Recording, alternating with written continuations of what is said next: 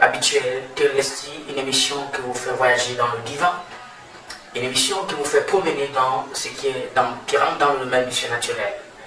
Dans le livre de Jean chapitre 19, le verset 30, Jésus dit, à peine il était à quelques mètres de donner, remettre son âme à son Père. Jésus s'est écrié en disant Télesti. Télesti, il s'agit de quoi? C'est un concept?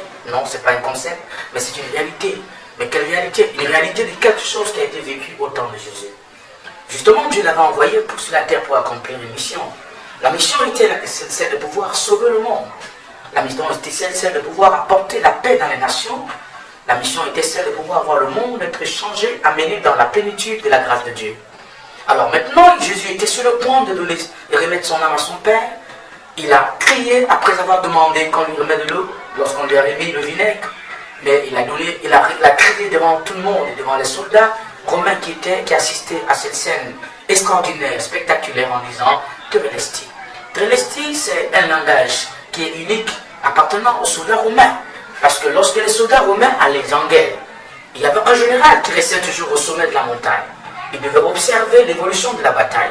Et lorsque l'armée romaine remportait ou alors avait le dessus sur ses ennemis, alors le général poussait un cri en disant Télesti, pour pouvoir déclarer, pour pouvoir affirmer, confirmer que justement la bataille avait été achevée.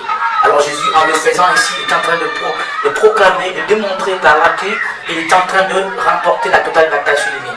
Alors c'est dans le cadre de cette émission que nous sommes ce soir. Nous revenons avec vous dans un autre épisode.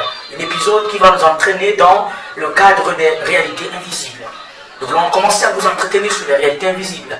Parce que nous sommes dans un monde où nous avons le monde matériel et nous avons le monde qui n'est pas perceptible.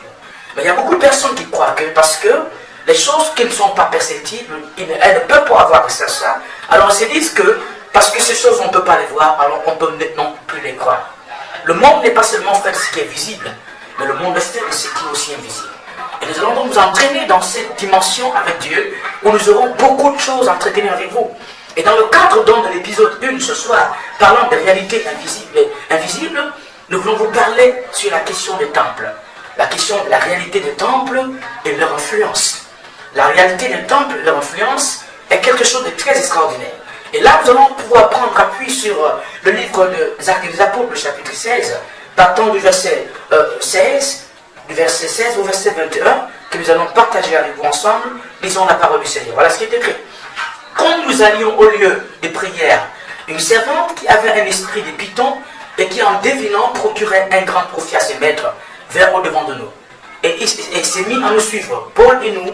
Elle criait, ces hommes sont des serviteurs de Dieu, très haut, et ils vous annoncent la voie du salut. Elle fit cela pendant plusieurs jours. Paul, fatigué, se retourna et dit à l'esprit, je t'ordonne au nom de Jésus-Christ de sortir d'elle, et il sortit à l'heure même. Les maîtres de la servante, voyant disparaître l'espoir de leur guerre, se saisirent de Paul et de Silas et les traînèrent sur la place publique devant les magistrats. Ils les présentèrent aux prêteurs en disant, ces hommes troublent notre ville. Alors voilà donc que nous sommes là ce soir, nous posons les jalons en vous parlant de cette histoire. Mais avant de pouvoir revenir sur ce détail de ce récit, je vais d'abord commencer déjà par l'introduction. Vous savez, nous sommes depuis l'aube des temps anciens. Le temple, quel que soit le lieu, quel que soit le modèle, quel que soit l'endroit où il se trouve, est considéré comme étant un lieu sacré.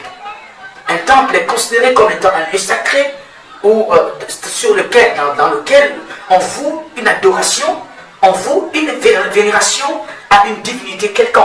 Ça peut être une divinité Dieu ou alors une divinité dans le cadre du mal. Mais nous savons donc que quel que soit l'environnement ou le cadre, lorsque nous parlons des temples, depuis l'Antiquité, nous savons que les temples sont justement des lieux qui sont considérés comme étant des endroits sacrés. Des endroits sacrés où les gens vont faire des adorations, où les gens font des libations, où les gens vont faire des sacrifices, où les gens vont vénérer un dieu ou une entité quelconque. Et c'est donc dans ce cadre que nous sommes donc en train de nous retrouver dans cet épisode pour vous parler des temples et des réalités spirituelles qui sont rattachées sur le phénomène des temples. Alors, pour commencer donc, nous savons tous que lorsque on parle d'un temple, vu l'importance du temple, dès l'instant où un temple reste comme étant un lieu sacré et que cet endroit devient profané, cet endroit perd sa valeur. Alors pour pouvoir vous faire amener dans cette aventure avec vous ensemble, Nous commencerons d'abord par vous donner quelques exemples dans l'histoire, quelques temples qui ont été recensés, parce qu'il y en a tellement de temples, mais j'ai essayé de prendre ici quelques temples que nous connaissons. D'abord les temples matériels, parce que dans le monde des temples, il y a plusieurs catégories de temples. Il y a des temples qui sont matériels, c'est-à-dire qui sont fabriqués avec les mains d'hommes, qui sont construits à l'aide des matériaux qui ne sont pas facilement perceptibles, que nous connaissons tous, mais il y a aussi à la dimension, plus de la dimension des temples physiques, des temples spirituels, c'est-à-dire qui ne sont pas perceptibles à l'œil nu, mais qui sont réels pourtant. Nous avons aussi des temples mobiles, et ces temples mobiles peuvent être des lieux, ou alors peuvent être sûrement des créatures qui sont porteurs, ou alors qui sont considérés ou qui ont été positionnés pour devenir porteurs d'une source d'énergie qui peuvent être mobiles, avec laquelle ceux qui adorent, qui vénèrent, peuvent consacrer ou alors offrir des offres. Donc nous avons en quelque sorte 3 dimensions de temples, mais ce soir je vous donne d'abord quelques temples que nous avons essayé de recenser d'après le grand temple dans l'histoire. Nous avons le premier temple qui a été recensé, s'appelle le temple de Cléopâtre. Ceux qui connaissent l'histoire de l'Égypte antique savent que lorsqu'on parle de Cléopâtre, Cléopâtre était comme un dieu. D'après le langage grec, le mot Cléopâtre provient du mot Cléos, et le mot Cléos veut dire renommée, réputation ou en quelque sorte encore gloire. Alors quand on parle de Cléopâtre, on désigne ici la reine égyptienne dans l'Égypte antique.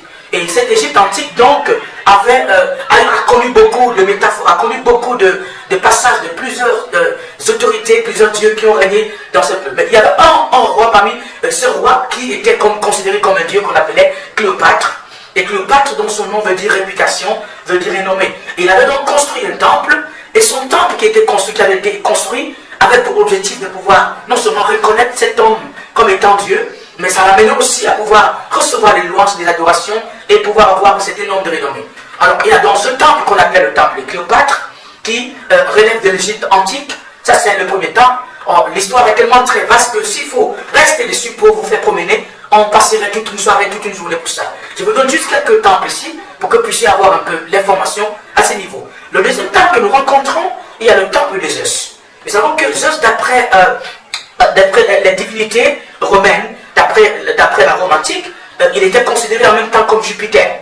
Jupiter qui est le dernier, qui est le fils de Chronos d'après l'histoire concernant la mythologie, que ce soit la mythologie grecque, et donc qui est reportée avec application du côté de la Rome, était considéré, n'est-ce pas, comme étant le fils de Chronos et de Rhea. Le fils de Chronos et de Rhea dont les frères s'appelaient, dont l'une des divinités s'appelait Poséidon. On avait donc le dieu Poséidon, on a le dieu Hadès, nous avons le dieu Hétia, et nous avons aussi Démétra et Héra, qui sont aussi de la même famille. Alors donc, le temple de Zeus, pour ceux qui connaissent l'histoire, la mythologie grecque de l'époque et la mythologie romaine, connaissent combien de fois dans l'histoire du monde, cet homme, ou alors cette créature, cet homme a été vénéré pendant de très longs siècles, et on a construit tout un temple qui était donné à son nom, et les gens venaient, n'est-ce pas, adorer dans ce temple et offrir des sacrifices, des holocaustes, parce qu'on le considérait comme un dieu. Alors, nous avons aussi le temple de Diane. Diane est originellement la déesse de la chasse, ou la déesse, selon la mythologie romaine, elle est aussi assimilée à la chasse, et selon les Grecs, on l'appelle aussi Artémis. Artémis qui est la déesse de la lumière et du monde sauvage. Artémis qui est la déesse de la lumière et du monde sauvage nous fait découvrir une autre créature, alors un autre personnage dans l'histoire. C'est quoi quand vous voyez dans le livre des apôtres, Paul étant arrivé dans la ville d'Éphèse, il avait trouvé justement que dans cette ville d'Éphèse, il y avait beaucoup de vénérations qui étaient données à plusieurs dieux. Et parmi ces dieux qui étaient justement adorés dans cette contrée, il y avait Diane, qui était une déesse adorée dans l'histoire romaine comme dans l'histoire grecque. Donc ici, nous avons Diane qui est la déesse d'après la mythologie romaine, est assimilée à Artémis, et Artémis qui symbolise la déesse de la lumière. Et selon que le monde, selon toujours la même prérogative, symbolise aussi le monde sauvage, et aussi est représentée comme celle qui a le pouvoir de la procréation et la naissance des enfants. Donc c'est le Dieu qui agit, qui influence, d'après la mythologie, sur la naissance, ou alors sur les naissances, ou le système de la procréation.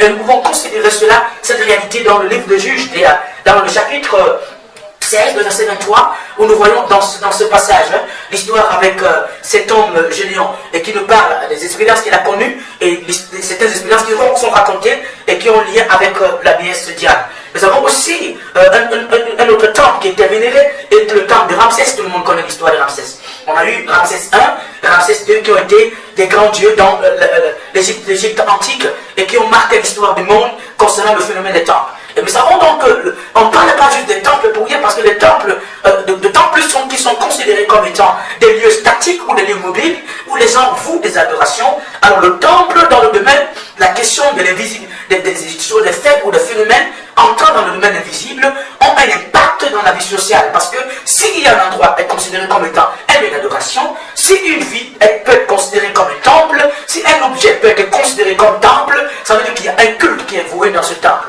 Parce que quand il dit temple, parle des cultes qui sont donnés, parle d'une cérémonie, parle d'un rituel, parle d'un certain nombre de choses que l'on peut faire comme pratique dans cet endroit qui peuvent aller en termes de bien comme en termes de mal. Alors donc, d'où dans le phénomène des temples a une importance capitale dans le phénomène concernant l'invisible. Nous avons aussi le temple de Dagon. Dans le temple de Dagon, c'est quoi? Dagon était très important dans le cadre des populations sémitiques, parce que dans le côté des populations sémitiques du nord-ouest et de l'Orient, on a connu le dieu Dagon qui était comme un être tellement vénéré et qui est considéré comme étant le dieu des semences et de l'agriculture.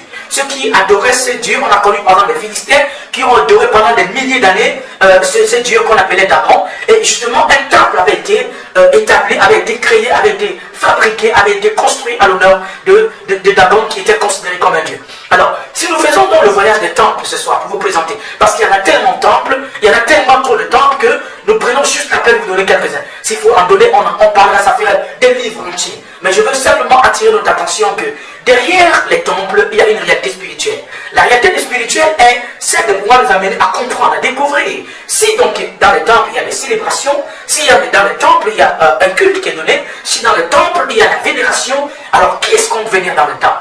Que ce soit un temple mobile comme un temple actif ou statique, qu'est-ce qui est péné? L'histoire que nous avons lu tout à l'heure dans le livre des apôtres, justement dans son chapitre 16, verset 16 à 21. Il est dit, l'apôtre Paul et Silas se rendaient dans le temple. Mais il s'agit donc de quel temple?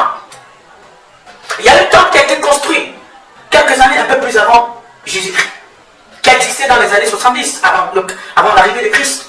Ce temple a existé, le premier a été construit par Salomon. Et ce temple a été le temps détruit dans l'aile nord. Ce temple, après, il a été reconstruit avec l'arrivée des Juifs qui avaient été emmenés à la déportation. Alors ici, Paul dit donc qu'ils allaient dans le temple. Parce que ce temple n'a pas été détruit. Et voyons donc que le temple a une importance capitale dans l'histoire de la civilisation. Parce qu'il n'y a pas de culte sans temple. Il n'y a pas de célébration sans temple. Il n'y a pas de rituel sans temple. Il n'y a jamais eu de vénération sans temple. Lorsqu'on parle de vénération, que ce soit d'une divinité allant dans le mal comme le bien, il y a toujours un temple qui est donné. Alors, nous allons vous présenter ici déjà, en vous présentant l'histoire, qu'est-ce qui s'est passé, et dans la prochaine épisode, on vous présentera comment un temple peut avoir porté, alors le message, ou alors qu'est-ce que l'impact que le temple peut provoquer dans la vie de ceux qui adorent, ou alors quand le temple perd sa valeur, qu'est-ce qui devient, ou alors qu'est-ce qui peut se faire dans un temple lorsqu'on y va, quels sont les différents, en fonction des différentes catégories de temples. Ici, l'apôtre Paul dit qu'ils allaient dans le temple, ils étaient avec Paul et Silas. Et pendant qu'ils allaient donc, ils évangélisaient, ils allaient dans le temple construit par Salomon. Sur la route, quelque chose s'est produit. Une femme les a rencontrés et elle était habitée par un esprit de divination, un esprit de prophétie, mais une prophétie qui n'est pas une prophétie du nom de Dieu. Une prophétie qui est justement l'acte ou l'œuvre des médiums, comme ça se passe aujourd'hui dans le monde entier. Beaucoup de personnes sont habitées par l'esprit des médiums et ils passent donc utilisant le message des médiums pour annoncer l'avenir. Alors cette femme donc se levait et pendant qu'elle voyait Paul et Silas en train d'aller, elle a commencé à crier disant, ces hommes sont les serviteurs de Dieu. Elle appartenait à quoi? Elle appartenait à un temple. Sauf que le temple dans lequel elle appartenait n'était pas le temple construit par Salomon. Elle n'appartenait pas, le Dieu qu'elle adorait n'était pas le Dieu que Paul allait adorer. Paul allait où dans son temple à lui? Parce que lorsqu'on a adoration, il y a toujours un temple. Lorsqu'il y a vénération, il y a toujours un temple, il y a toujours un Dieu qui est adoré. Alors pendant qu'il est là, la femme a commencé à dire, voici ces hommes, ils sont remplis d'esprit, mais ils sont les serviteurs de Dieu. Mais la question c'est qu'elle donnait ces révélations sur la base de qui? Qui lui donnait, qui était la base du support des révélations? Justement parce que cette femme appartenait au temple de la déesse qu'on appelait la déesse Diane. Et nous savons que l'une des particularités particularité de ce temple, c'est que les gens qui sont les adeptes de ce temple ont l'esprit de médium, l'esprit qui ont la capacité de voir les choses, qui peuvent prédire l'avenir. Mais c'est pas parce qu'on prédit l'avenir que ça veut dire absolument qu'on est habité par Dieu ou on est animé par Dieu. Il y a des gens qui prédisent l'avenir utilisant des phénomènes métaphysiques, mais se servant des esprits, comme le cas de cette femme, elle était habitée par un esprit de Python. Et l'esprit de Python lui donne la capacité de voir ce qui s'est passé dans la vie de beaucoup de personnes. Il y a beaucoup de personnes qui vont dans plusieurs temples. Mais vous parlez dans un temple sans connaître la réalité de ce temple.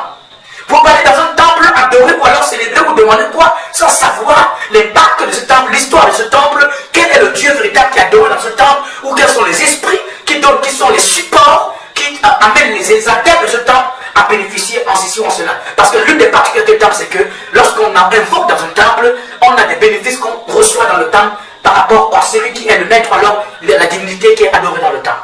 Alors Paul et Silas, ayant remarqué que cette femme insistait depuis 2 ou 3 jours, alors quelque chose s'est dit dans sa tête. Cette femme, quel est l'esprit qui l'anime? Elle appartient à quel temple? Parce que si l'esprit avec lequel elle fonctionne est bien l'esprit de Dieu, le premier jour qu'elle m'a donné le message, c'était clair. La deuxième fois, elle revient, la troisième fois, et elle insiste en faisant des choses qui sont plus des pratiques accoutumées au temple que je connais. Ça veut dire qu'il y a quelque chose qui ne va pas. Alors Paul donc a commencé à demander au Saint-Esprit de Dieu, qui est l'esprit du temple du Dieu vivant, de lui révéler ce qui s'est passé dans la vie de cette femme. Et du coup, il a eu, dans cette révélation, Dieu lui a montré que la femme était habitée par l'esprit de Python. L'esprit de Python est parti par où? Est sorti d'où? Est entré où? L'esprit de Python est entré parce que cette femme était une adepte du temple du diable. Tu n'as pas de me suivre ce soir. Je ne sais pas dans quel temple tu appartiens. Si tu es dans un temple mystique, tu appartiens au dîme, au yam, je ne sais pas quel genre de temple tu appartiens. Quels sont les esprits qui sont adorés dans ce temple? Quel est le Dieu qui est vénéré? Mais je vais te dire une chose ce soir. Le temple auquel tu appartiens, les conséquences des événements qui vont arriver dans ta vie, ou alors les phénomènes qui arrivent de façon étrange dans ta vie, sont beaucoup plus influencés ou proviennent de l'appartenance du temple auquel tu vas prier, dans lequel tu vas adorer, dans lequel tu vas célébrer. Alors il y a donc des milliers de personnes qui sont introduites dans les temples occultes, ils ne savent pas. Et ils se sont fait posséder par des esprits qui ne le savent pas.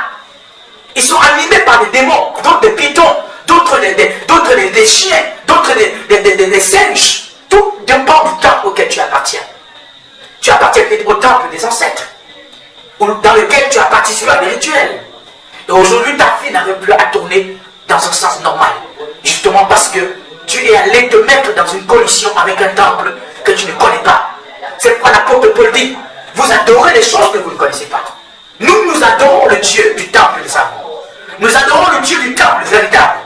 Parce que ce Dieu, il n'est pas fait, il n'est pas fabriqué, on ne le fabrique pas. On l'adore pas, ce n'est pas une question de maison, ce n'est pas une question de lieu, mais c'est une question d'un temple plus important que le temple matériel qui a été construit. Alors tu es en train de me suivre aujourd'hui. Je ne sais pas dans quel temple tu appartiens. Tu étais dans un temple, premier niveau, deuxième niveau, troisième niveau. Un temple de sorcellerie. Une chose reste à faire.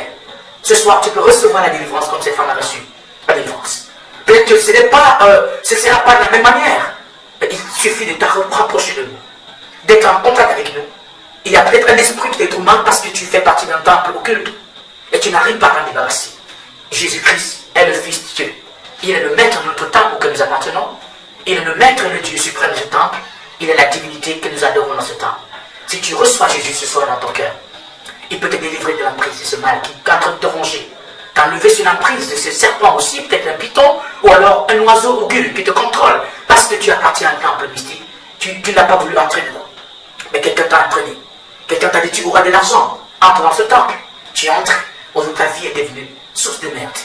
Les maladies sont dans ton cœur. La misère, la pauvreté, le chômage. Tout simplement parce que tu es allé entrer dans un temple que tu ne maîtrisais pas. Nous sommes tout simplement au début de cette émission.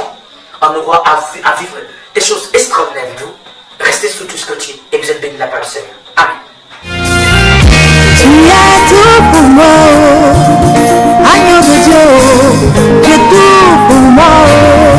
Tu as tout pour moi, agneau de Dieu, tu es tout pour moi. Tu as tout pour moi, agneau de Dieu, tu es tout pour moi. Tu as